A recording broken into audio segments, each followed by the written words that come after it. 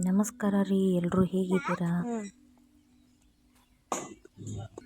ಇವತ್ತು ನಾವು ನಮ್ಮೂರಿನ ಗ್ರಾಮ ದೇವತೆ ಗುಡಿಗೆ ಬಂದೀವ್ರಿ. ಪ್ರತಿ ಮಂಗಳವಾರ ಬರ್ತೀವ್ರಿ. ಅಲ್ಲಿನ ವೈಬ್ ಹೇಗಿದೆ ಅಂತ ನೋಡೋಣ ಬರ್ರಿ.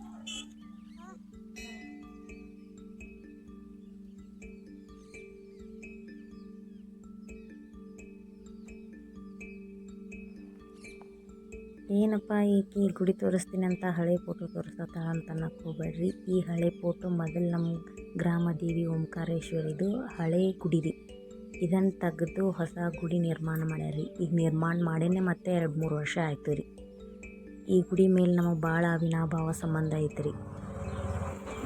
ಮಂಗಳವಾರ ದಿನ ಈ ರೀತಿ ಜನ ಸೇರ್ತಾರೆ ರೀ. ಪ್ರತಿ ಮಂಗಳವಾರನೂ ಸೇರ್ತಾರೆ ರೀ.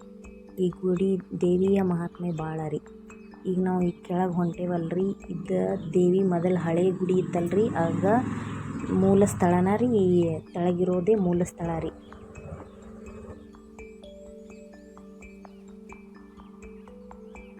ಈ ದೇವಿ ಮಹಾತ್ಮೆ ಭಾಳ ಐತ್ರಿ.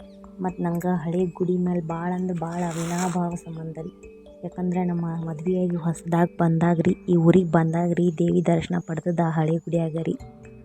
ನಮ್ಮ ಊರಿಗೆ ಗ್ರಾಮ ದೇವಿ ತಾಯಿ ಸಮಾನ ರೀ. ನಮ್ಮೂರಿಗೆ ಗ್ರಾಮ ದೇವಿ ತಾಯಿ ಸಮಾನ ರೀ.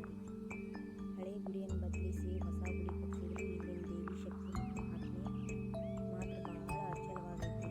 ನಮ್ಮ ಪೂರ್ವಜರ ಕಾಲದಿಂದಲೂ ಈ ದೇವಿ ನಮ್ಮ ಊರನ್ನು ಕಾಯ್ತಾ ಬಂದವ್ರಿ.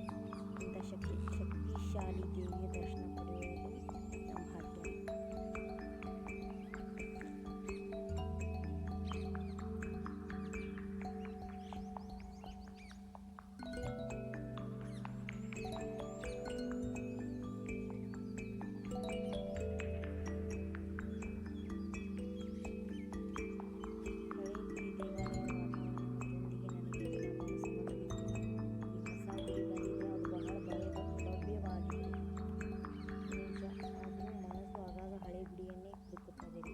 ಕಾಲ ಬದಲಾದಂತೆ ದೇವಸ್ಥಾನ ಬದಲಾಗಿರಬಹುದು, ಆದರೆ ನನ್ನ ಭಕ್ತಿ ಮತ್ತು ಹಳೆ ನೆನಪುಗಳು ಎಂದೂ ಬದಲಾಗುವುದಿಲ್ಲ. ಮೂಲ ಸ್ಥಳದ ಜಾಗದ ಮೇಲೆ ದೇವಿ ಗುಡಿ ಕಟ್ಟ್ಯಾರಿ. ದೇವಿ ದರ್ಶನ ಮಾಡಿದ್ವಿ ರೀ.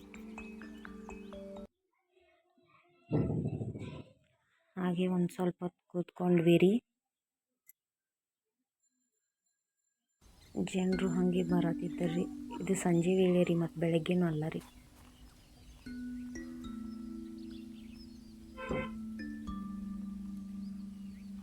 ದೇವಿ ದರ್ಶನ ಮುಗಿಸ್ಕೊಂಡು ಮತ್ತು ಹೊಳ್ಳಿ ಮನೆಗೆ ಹೊಂಟ್ವಿ ರೀ.